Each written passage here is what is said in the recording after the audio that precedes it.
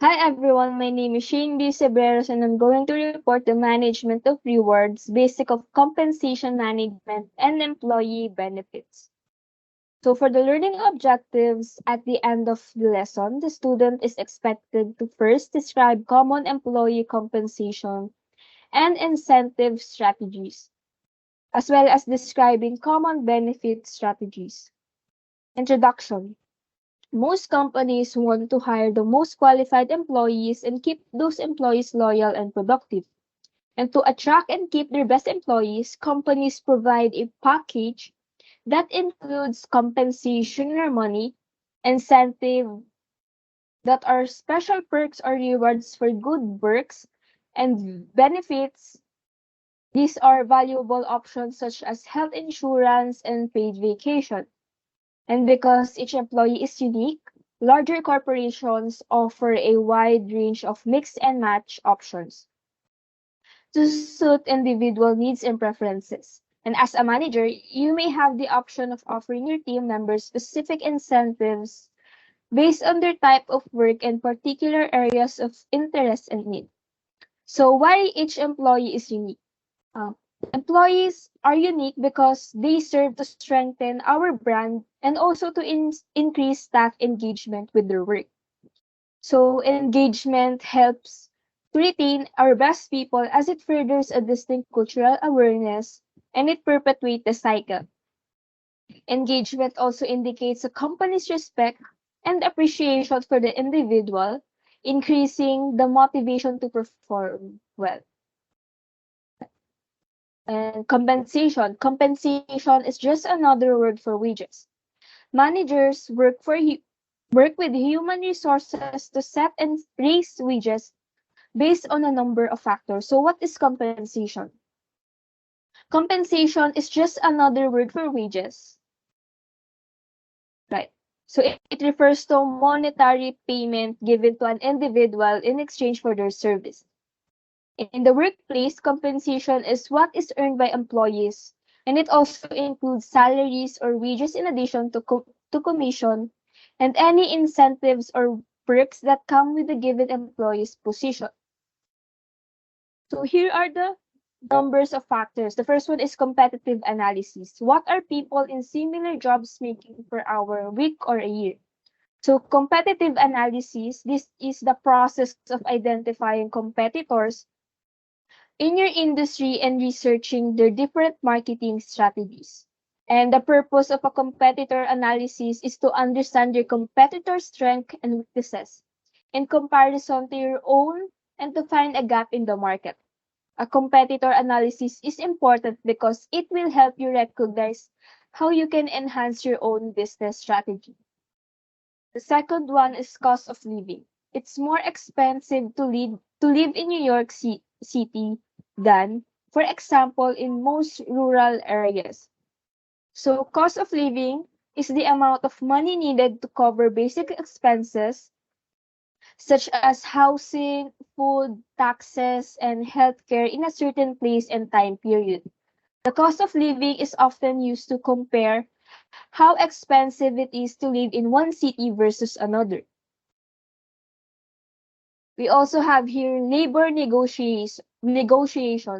If the person if the person is a member of a labor union, collective bargaining may apply. So what is labor negotiation? It is a process by which a management and union representatives negotiate the employment conditions for a bargaining unit for a designated period of time. The parties have a mutual obligation to bargain in good faith in an effort to reach agreement with respects to wages, hours, and working conditions. Next is the personal qualifications. Example here is Audrey may command a higher salary than Joey because she has more years of experience or a higher level of education. So personal qualification means criteria related to an individual's personal background, including completion of an approved educational program, satisfactory performance on an examination, work experience, criminal history, moral standing, and completion of continuing education. And lastly is the supply and demand. If your company must find a person with specific qualifications, and there are very few people with those qualifications, your company may need to spend more to attract qualified candidates. So the demand for goods and services signifies the consumer's need, willingness, and ability to buy a particular product. And supply, on the other hand, refers to the production of capacity of manufacturers and distributors. A demand and supply analysis is essential to understand the impact of those forces on buyers, sellers, buyer-to-seller interactions, and prices. For example, the most common example of demand and supply is the price fluctuation of securities. So stock market analysis studies both the demand and supply of stocks to predict the future price trends. Let us assume that the demand for a particular security is high. In that case, there will be many buyers in the market, and the security will be low in a supply, or a smaller number of people will be willing to sell the security. Due to the high demand to low supply predicament, the securities price is expected to shoot up. In contrast, if a stock's demand shows a downfall, a smaller number of people are interested in buying it. Let us assume that its supply is high and many stockholders are willing to sell the shares. In this scenario, the stock price will fall due to surplus supply. So, as a manager, you may need to negotiate compensation both within your corporation and with your new hire. So, for example, you may need to make the case for paying Audrey more than Joey, and would have demanded by explaining why Audrey's skill will make a positive difference for the bottom line. The reasons behind compensation are complex. As a manager, you will need to keep your eyes on the competition and exchanging trends to be sure your employees receive fair and equitable pay. Payroll management. Payroll management is in compensation, it is usually provided through a payroll system that manages and records payment of wages to each employee. Payroll systems. Payroll systems are set up and managed by HR or by a contracted payroll company. So payroll involves first is collecting employee information such as W-4 and I-9 tax forms and proof of legal work status, as well as tracking works for employees eligible eh, for overtime pay or comp time, or extra time off to pay back overtime hours. And to record keeping related to payment for benefits and bonuses, as well as the management of states and federal taxes. So incentives. If you want to encourage people to work hard, you should offer them both a reward for good work and a consequence for poor performance. The consequence is often that if you do poor work, you will get fired and lose your income and benefits. But how do you encourage or incentivize a person to do their best work? The answer depends on the culture of the business, the needs or preferences of the individual, and the options available. So one industry that offers an incredible range of perks and incentives to its employees is software development. Silicon Valley is loaded with companies that provide everything from free food to massage to its employees.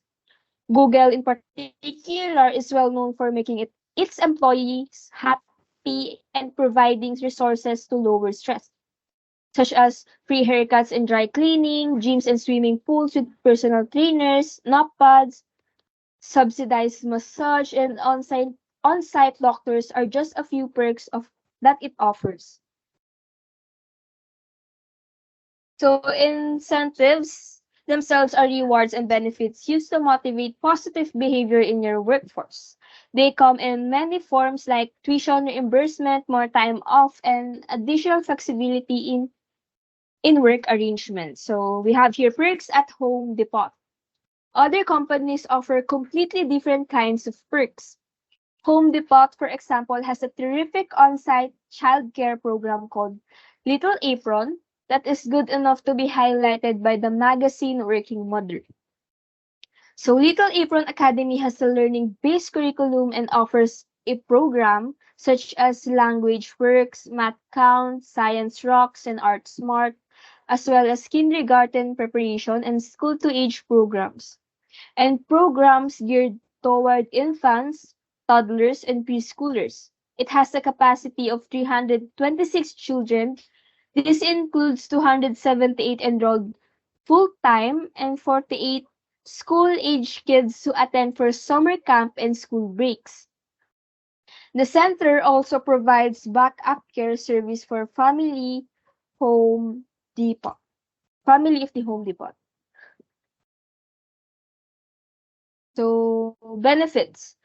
Benefits are part of the compensation package and they are often worth as a great deal to employees. Health insurance and retirement in particular are valuable and covered benefits. So two are paid vacations, sick days, life insurance, and retirement packages. Because benefits are so valuable, it's important for managers to make their employees aware of what's available to them and to work with HR to provide training in how to access and use benefits.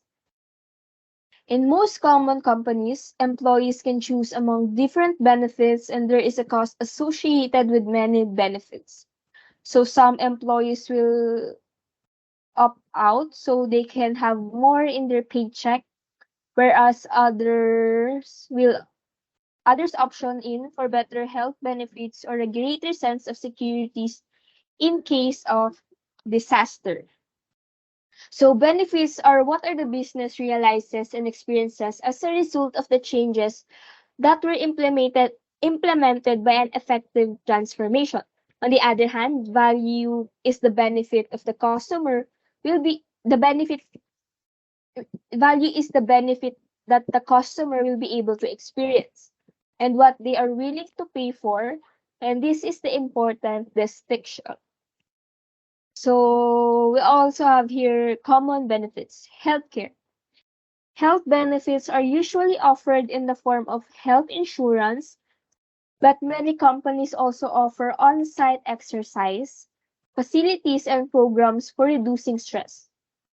Health insurance come in many flavors. Often employees can choose among several levels of HMOs, PPOs, health savings accounts, and even on-site clinics. So